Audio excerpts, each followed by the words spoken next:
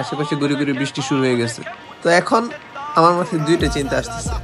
এক হলো যে এই বৃষ্টির কারণে কি রোলার কোস্টার নিজেই পিছলে যাবে, আর দ্বিতীয় চিন্তা হলো যে রোলার কোস্টার পিছলাইলো না, কিন্তু আমি কি নিজেই পিছলে পড়ে যাব। সবাই বলে রোলার কোস্টার নাকি মজার জিনিস, আমি বলি এটা একটা অত্যাচার। আমি ভাবছিলাম একটু গতি থাকবে, একটু চিৎকার করব, মজা করে নামবো, কিন্তু ভাই যেই না উঠলাম মনে হলো জীবন শেষ।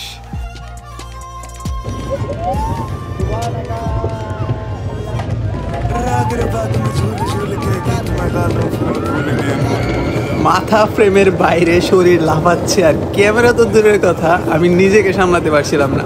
আমি চিৎকার করছিলাম, কিন্তু হাওয়া এত জোরে যে আমার গলা নিজের কান পর্যন্ত আসতে পারেনি।